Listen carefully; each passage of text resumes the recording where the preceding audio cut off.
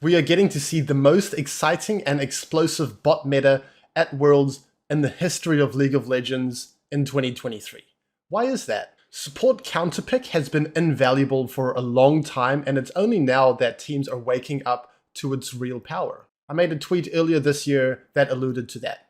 Neutrals are incredibly powerful, stacking up dragons for the Dragon Soul, getting Rift Heralds to blow up towers and getting plates. And bot prio allows you to stack neutrals as your bot lane is so close to early dragon spawns, and you can always bring your support to have the number advantage at Rift Herald. Now, support counterpick, it allows for bot prio, as there are so many classes and so many options that you have if you have the champ pool to back it up. You can play an engager, an enchanter, a mage, and as we're even seeing now, ADCs as a support. So it's a very fast-paced game, and bot lane can quickly become an arms race for early prio to keep up with the pace of the game and stack neutrals. And this makes for a really exciting spectacle in draft phase. I have found quite a few games dictated by bot draft. So many games callable by pick ban. So for this video, I'm mainly going to focus on what is happening around support and bot lane drafts. But the reason that we're in a position to talk about bot and support drafts is because topside is so blindable nowadays. You can in top lane, you can look to blind Aatrox or Rumble or K'Sante. In jungle, you can look to blind Vi or Rell or Maokai or even Jarvan. In mid lane, you can blind Orianna or Azir or Neeko, just to name a few. And when the support meta is rather closed, you can look to blind some supports. In the play-ins for Worlds, we saw a lot of blind Renata and Rakan. However, once the meta opens up and the floodgates are unleashed, and supports get to express their depth of champ pool, so let's see how the meta has developed throughout playoffs. Now, the quarterfinals match between NRG and Weibo was the first real showcase in my mind of the power of support counterpick. For some clarity, if I say B2 or B3, that means the second or the third pick on blue side, so I don't have to keep explaining it in full. And what NRG end up doing is they pick Senna and Tahm, and this is a confidence pick. What Weibo have shown is Aphelios and Rell, and it should come as no surprise to NRG either that Rell is being flexed as a jungle and a support, and probably most likely in jungle. So NRG picks Senna and Tahm on B2, B3. Now, Tahm is one of the least blindable supports in the game, but paired alongside Senna can be a great answer to short-range lanes, especially Kai'Sa with an engager. And remember, the World's meta so far has seen absolutely no spicy ADC or mage or enchanter support counterpick. However, there are several ways that Senna Tahm as a lane duo can be countered. It can be countered by a hyperscale enchanter paired alongside a hyperscaling ADC, a blitzcrank, a bard, a pike. But typically, when the pro support meta is quite closed and fixed, with a few engagers being played, then a lane like this can thrive if it is strong. So what Weibo end up doing here is they keep their jungle and support flex alive until R5, the 5th pick on red side, where they showcase their Milio. And now this is an absolutely game-winning pick. Blue team have no access to Aphelios, and the Aphelios has an enchanter to buff him up. Aphelios can act as a hyperscaling ADC, and he has a substantial front line. So NRG have to hope to just outplay and snowball the early game really hard before Aphelios becomes too much of an issue as the game goes on, and spoiler, they aren't able to do so. Moving on to the second game, we are going to come across a similar story. So Weibo pick Aphelios and Rell on R1 or R2 again. This time NRG dropped their bot lane to B4, B5. Now NRG also have the option of banning out supports in the second phase here, and they could ban out the Milio if they don't figure out a solution to that counterpick. However, they show a little bit of ego here. They don't ban out the Milio, and they end up picking the Kai'Sa and the Alistar. This is almost the exact same draft from Weibo, except that they have an Aatrox for K'Sante, so a little bit of a weaker frontline. But still a fantastic R5 Milio pick here, and it's going to do well into the Kai'Sa and the Engager lane. Milio can just press Q to disrupt the Alistar combo and scale much better and front to back much harder in the mid to late game. And I don't want to just breeze past these points. These are legit game-winning picks, which should be the goal of red side, to really utilize their last pick to round out your comp and to counter the enemy comp as much as possible. And before playoffs this Worlds, R5 has been quite an underwhelming pick. So we're moving on to game 3 now, and it's evident that NRG need to find a solution to this Aphelios plus Milio counterpick. There are many ways that they can counter this, right? They can take red side themselves and start to play around with the power of R5, or they can come up with a 2v2 lane that beats Aphelios and Milio and is blindable, or they can just ban out either Aphelios or Milio. And so they decide on option C to just ban out the Aphelios. And this really just kickstarts the all-out arms race for bot prio. What Weibo decide to do is pick Maokai and Caitlyn. And so what the Caitlyn means typically is that Caitlyn is going to be paired with Lux, quite a blindable and oppressive lane in the bot lane for early pressure and poking and shoving. And finally, NRG wake up and decide to do something about that threat and move away from this low pressure bot lane. And so what they do is they go Ezreal and Karma B2, B3. Ezreal Karma against Caitlyn Lux. This is a bit of a skill matchup. It can kind of go either way, very volatile. And I would say a little bit less pressure on Ezreal Karma to come out ahead than it is on the Kate and the Lux. If Kate Lux don't win lane, they're going to be exceptionally useless. However, Weibo have other plans, and on R3, they pick the Heimer, which is just a beautiful answer to the Ez Karma here. His turrets can block the skill shots and force prio and end up winning this lane. It is so refreshing to see pro players dig in to a deeper champ pool, and I believe if your champion pool is deep enough, if you have counterpick support, you can win any lane. Moving on to the T1 versus LNG quarterfinals, and here we can see LNG B2, B3 Kai'Sa, and what T1 is going to do is drop both of their bot laners to R4 and R5, where they end up picking Senna on R4, pretending that they are going to go Senna and Tahm. And this was such a beautiful bait by T1 in the pick ban. What LNG have the confidence to do is actually go one of those counter picks that I mentioned are really good into Senna Tahm, and especially Tahm. There is the Blitzcrank, there is the Bard, there is the Pike. And paired alongside Kai'Sa, Blitzcrank is terrifying for Senna Tahm to deal with. Blitzcrank provides the pick and the separation from Senna Tahm with his hook, alongside his ult, breaking the shield of Tahm's ult and Tahm's E. However, with the masterful use of R5, T1 end up going Nilah on 5th pick. And so this Nilah Senna lane is going to absolutely demolish the Kai'Sa Blitzcrank lane. It might not be self-evident initially, but Nilah is strong against short-ranged ADCs like Kai'Sa and fantastic against Blitzcrank, as Nilah can always dash away to a ranged support behind her to dodge the hook. And she also has her Shroud to interrupt and block the Blitzcrank E knockup. Apart from countering Kai'Sa and Blitzcrank, Nilah and Senna is a relatively strong lane pairing in and of itself. Nilah provides that initiation as well as protection, where Senna can back up Nilah's weaknesses with her range and with her poke, and some sustain as well. And this creative drafting allowed T1 to absolutely dominate bot and stack all of the neutrals into a straightforward win. Moving on to the second game, and both T1 and LNG drop their bot lanes to the 4th and 5th picks. And T1 is going to lead with the Varus. Now, Varus is quite good at getting bot prio. He can go Hail of Blades to really have early pressure. He can go Comet to poke from range. He can go Lethal Tempo to be able to deal with tankier comps. And he generally has a lot of threat in the early lane.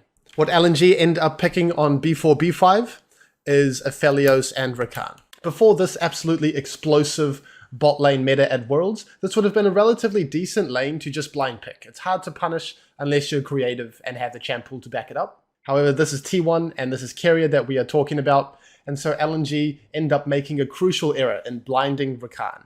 This is a champion who is notoriously easy to punish in an isolated 2v2 lane, but functions well in skirmishes and in the later part of the game if you can get to that part of the game. The way to punish Rakan is going to be mages, enchanters, but even those classes are not enough for Keria.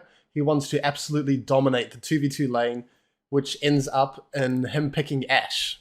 And this allows him to do just that, absolutely dominate 2v2. Rakan just doesn't have enough damage and his W is too low of a range to be able to threaten a lane-dominant poke lane. So let's talk about Ashe support quickly. Why are we seeing this champion pop up? Ashe, with her Hail of Blades and her approach velocity and her passive, slowing on auto attacks and her spammable W, alongside taking barrier, allows her to have absolutely unmatched trades and presence at level 1 and in early lane as well. She has a long auto attack range, and so she runs forwards, she Ws you, she gets her 3 autos off, she barriers your trade back, and you are just going to lose that trade practically every single situation. She also has pretty solid scaling in her Hawkshot, providing vision for the whole team is always going to be strong throughout the game. Her ultimate, of course, a lot of pick and utility in that, and Umbral Glaive so that she can clear out wards. She is a premier pick when bot prio dictates the outcome of the game. And what Ashe is, I would describe her as being close to the logical conclusion of the bot prio arms race. Everyone trying to get as much early presence and pressure in the bot lane so that they can start to stack neutrals, while still providing use outside of lane. And it feels like for the majority of pro play, a pick that we would see here instead is something like an engager that is in the meta. Maybe the Rell gets flexed to support, or an Alistar is just locked in, or a Leona if it's strong. But the power of a flexible support counter pick comes in clutch once again, and T1 is just putting on an absolute clinic with the drafting phase. LNG was surprised by the Nyla Senna, and now they're getting surprised by the Ashe, and this leads to another straightforward bot prio into neutral stack into win by T1. Now we get to see the most exciting matchup so far, JDG and T1 in the semifinals. T1 have shown their depth of bot lane, and especially their support champion pool. However, JDG come prepared. They don't want to see Ashe support and its presence and early pressure that it provides, so they ban it in the first 3 bans. They also don't want to see Kalista paired with an ADC support or Renata for that blind ability and for that bot prio as well. So fair play to JDG. They know the power of bot prio, and they ban accordingly. So what T1 decide to do is they're going to drop their bot lane to the second phase to secure their blindable, strong top side and really try to counter the enemy team with their bot lane picks, and especially with their support pick. Remember, support has so many different classes and play styles that you can answer anything that the enemy team shows if you have the champ pool to back it up. So what ends up happening is JDG ban even more bot lane dominant picks like the Senna and the Caitlyn, so they really put their prep in for this draft. And now they pick Xayah. Now Xayah is a pretty strong R4 pick, especially if the enemy team is showing signs of engage, as she has that self-peel and especially her ultimate ability to dodge engage. You know, a pretty reasonable pick on paper. And this is where T1 dropped their absolute bombshell of the B4, B5 and the Jhin and Bard. This is such a fantastic and hard to counter decision by T1, so let's jump into why. First of all, let's think about Xayah. Xayah is good against engage and champions that want to enter in towards her. Jhin and Bard have a lot of range, and so we're already countering Xayah's theme. I believe that this pairing is primarily decided by Bard, so Bard functions the best with utility ADCs that can have use regardless of the 2v2 lane. We saw earlier in this tournament, Mickey pick Bard but with Kai'Sa, and that was a horrible pairing. It didn't look good. Kai'Sa needs setup and fighting and threat, and Bard wants to roam around and create number advantage and do his things. So much better understanding of how to use Bard in a draft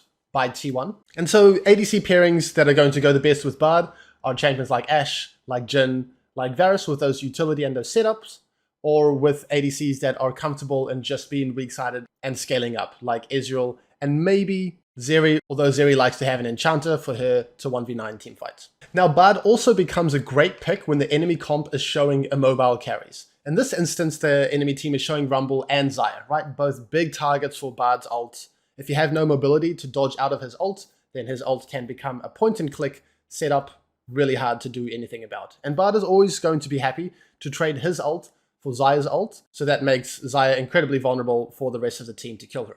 Now, honestly, I pride myself on being able to be creative and assessing drafts and thinking about what would be the best answer. And I am absolutely stumped. I don't know what JDG can pick here on R5 to round out the comp and beat T1's comp. I just have no idea. I think this is such an intelligent draft by T1, it can't go understated. So let's talk about Bard's weaknesses. It's 2v2 lane. He struggles at getting poked and shoved in. His whole kit is designed for roaming and picks. And so if you can punish that, if you can really have a strong 2v2 lane, even with kill threat and with diving, anything like that. However, T1 have banned Nautilus, the most reliable engager to have early threat and potentially look to set up some dives. And this Jhin vs Xayah discrepancy is providing so much for T1. Jhin is going to be able to clear waves quite quickly, press Q, and Xayah is going to struggle to use the strength of her kit versus this range to lane. And we can actually see the hesitation from JDG here. They're going to have a Karma, the time is going to get lower and lower, and I see where they're coming from. Karma would be good to win this lane, but it's just not going to win enough. They're not going to make enough inroads in this matchup, and then Karma is going to become a useless champion and just another ult target for Bard.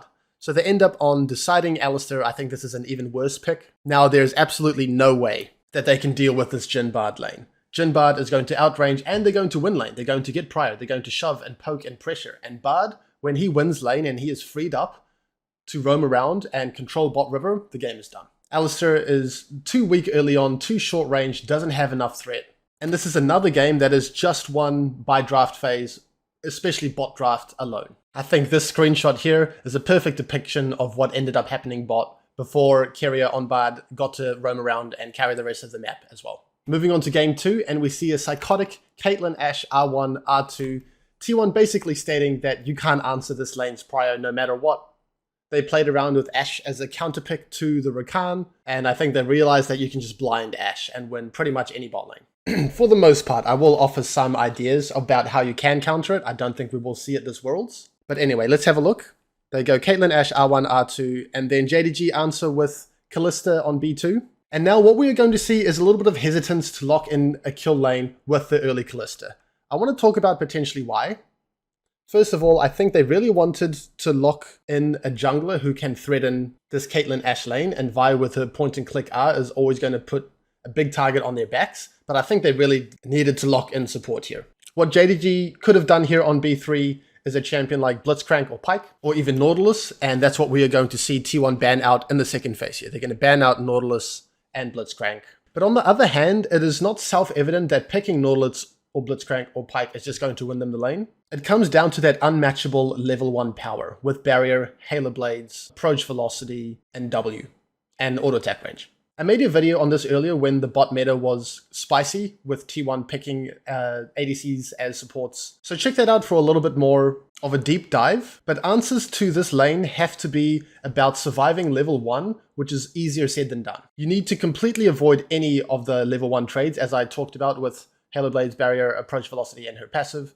If you sack level 1, you run the risk of this incredibly oppressive Caitlyn Ashe lane stacking 3 waves and diving on the 3rd wave when you're still potentially level 1 into immediately GG. Losing a triple stacked wave, all of that gold, all of that experience, potentially even losing plates early. The game is going to be exceptionally hard for your ADC to ever be relevant again. Unless you can come up with a solution as a team to have your jungler prevent that 3rd wave dive without being completely out of the game themselves. And this is where I'm going to have a sense of humility and say, I have no idea. Maybe a professional team can come together and come up with a solution. I will posit some options though. There is Amumu. His E is fantastic against ADCs with reducing instances of physical damage. His kit is great against immobile squishies.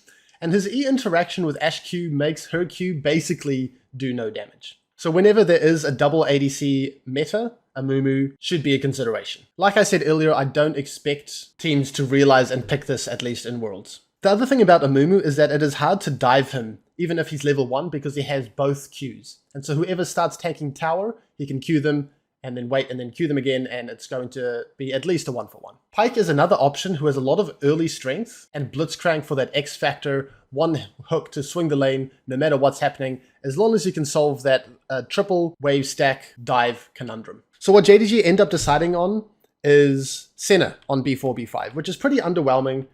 They're just going to lose lane, but not lose lane hard enough to get triple wave stacked into dive. But you can see that they just don't really have an answer. They do the best that they believe that they can, and at least they are expressing their champion pool for support as well. Otherwise, a fantastic draft by T1. Unfortunately, this game for T1, they failed to translate their bot matchup sufficiently, even though they were able to get the first 2 dragons. Moving on to game 3, and Ashe is left up. So what T1 do is they first pick Kalista, which is a bit of a surprise to me. Maybe they find the value of Ashe in being paired alongside a Caitlyn or a Varus on red side when they can be rotated at the same time. However, I do think Ashe can be paired with a Kalista, and even if you don't want to do that, you should probably consider banning Ashe in the first 3 bans. So JDG say it's our turn, and they lock in the early prio ADC alongside the Ashe. As we can see here, the Varus and the Ashe, very hard to answer.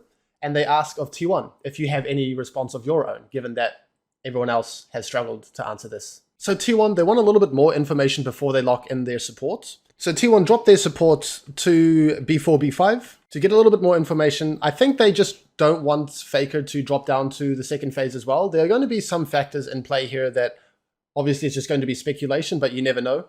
And the whole draft is not centered only around bot lane, of course. And I think Faker's champion pool, he doesn't want to allow JDG R3 into 2 mid bans because Faker has a really small champion pool at the moment in Azir and Orianna and Nico. Anyway, what JDG do is they ban out the Pyke and the Bard on second phase bans. And these are really intelligent bans. Neither of these champions are going to allow T1 to win level 1, but they are good answers against these immobile carries in general. So intelligent bans. And what we're going to see T1 do is they are going to consider Blitzcrank on their B4 here as an answer to this lane. A lot of kill threat with Kalista and Blitz. But instead what they do is they pivot from the Blitzcrank cover into Renata, and they just try to survive the storm in bot lane and outscale. So there's the Renata, and I'm not the biggest fan of this pick, honestly. You're going to lose 2v2 bot. You allow the enemy team to potentially stack dragons, and you just have to hope that you are given a team fight where you're not in as much of a deficit and you can just try to outscale. So this pick should have been Blitzcrank or Amumu.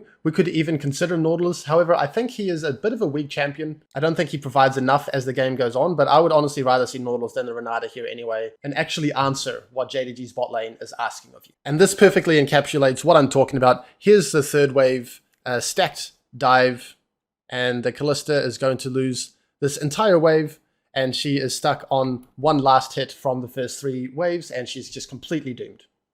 It doesn't matter that Keria finds a couple kills on the back end here. Like, resources, gold on Renata is never going to be the win con here. The damage is done. Kalista is out of the game. From a draft perspective, they got outdrafted here, but they managed to come together as a team and find these crucial windows to out-execute and close out the game. Moving on to game 4, and interestingly enough, neither team wants the Ashe 1, 2, 3 pick on the, the first 3 picks. I really have no idea why. Maybe JDG were deterred from picking Ashe by the early Jarvan pick. As we can see here, T1 lock in Jarvan.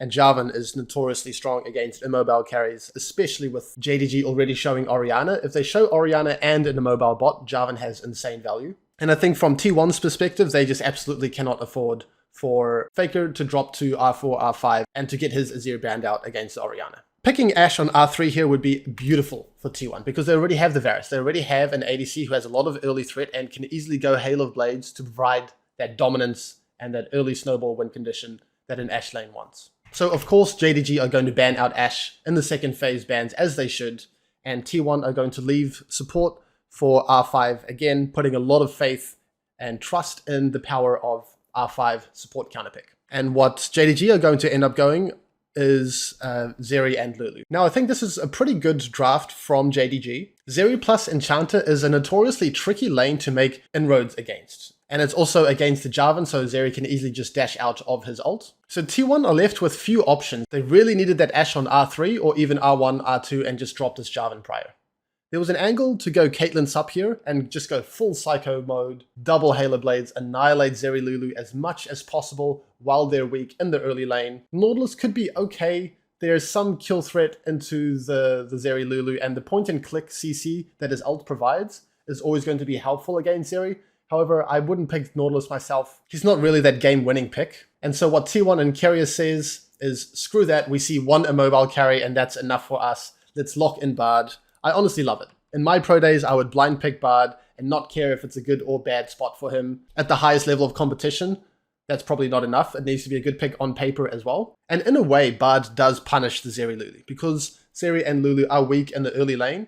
And if Bard gets to get through the early part of the game and roam around and control bot rover and make plays and do Bard things, then he is fantastic. And notice again that Bard is paired with the Varus or the Jhin or the Ashe, so that he has the freedom to roam around. Overall, this is the most exciting Worlds meta I've ever witnessed, and you can bet your asses that we will see bot prio and Ashe support and support counterpick be huge determining factors in the Worlds Finals of 2023. Alongside their exciting drafts, the narrative and story of the teams and players is so thrilling this Worlds. I just can't wait to see what happens in the Worlds Finals. Thanks for watching. Please consider liking and subscribing if you enjoyed. Big thank you to all of my Patreons over here. I really couldn't do this without you. The links for coaching, for Patreon, for my School of Support Discord server, for socials, they're all going to be linked in the description below. Any and all support is greatly appreciated.